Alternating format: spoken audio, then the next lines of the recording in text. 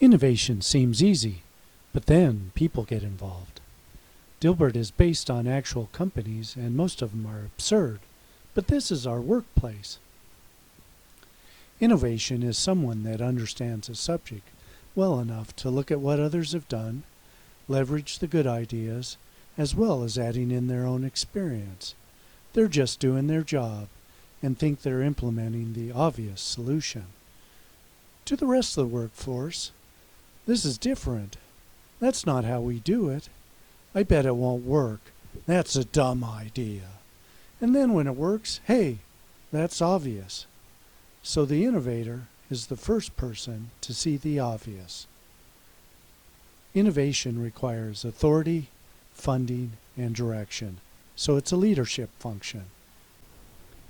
There's a historical saying that there's 3 types of people: the wills, the won'ts, and the can'ts. The wills accomplish everything, the won'ts do nothing, and the can'ts oppose everything. When hiring, generally grades and work experience are the guide. But this is not a complete picture of an employee. We want someone that has a good work ethic, is good at building or applying knowledge, takes instruction, and is willing to learn. If you say 80% of the people have each of the traits, the probability of any one person having all the traits is 20 to 30%, which leads us to the productivity graph. There are people that produce more than 10 times the average worker, as well as individuals that get in the way of the team and do negative work. The top third are the most productive, the middle third are uninspiring, and the last third do the minimum to no work. People doing negative work can do the wrong thing or just plain stop others from being productive. The top 3 to 5% are your subject matter experts. Within your subject matter experts, there are a few simple solution individuals. Characteristics of the simple solution people are insatiable curiosity, quickly latching onto new ideas, a good understanding of technical issues outside their area of expertise. These folks are the bridge between your different work skill sets and are the best technical leads. They also have 3 very important characteristics. They see the simple solution to a complex problem. They quickly recognize good or bad ideas and more quickly recognize other people like them. Management is critical in any company. They support the business end of the company as well as the work environment. The work environment is the most important task for management. A positive work environment, good compensation, and leadership are all factors in hiring the best workers. A poor work environment, along with minimum compensation, means low productivity workers and a high turnover rate. The people management mostly deal with are the low productivity portion of the workforce. Generally, if someone is unproductive, I believe that they are in the wrong job. Subject matter experts are really good at identifying whether an individual has an aptitude in their area. It is important to allow individuals to move within the organization to find the best job for their skills. Employees that you may not want to retain bring their baggage to work. This can be politics, religion, addictions, or just a bad attitude.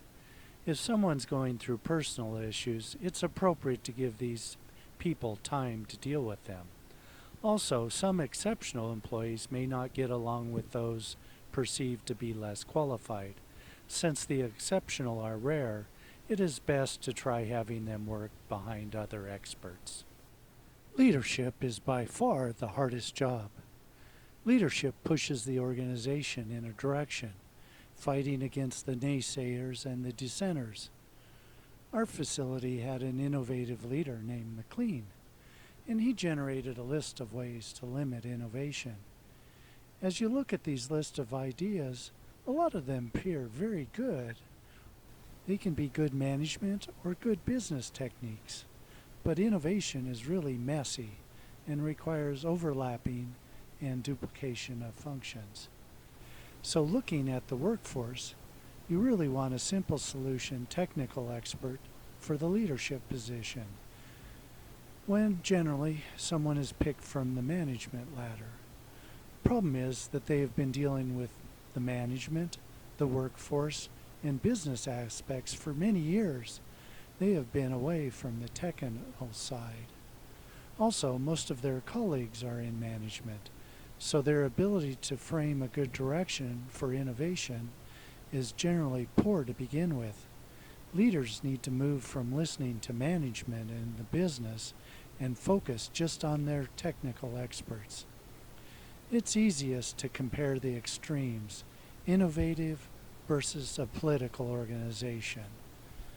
It's interesting, in a business organization, the tendency is to look at consolidating work types.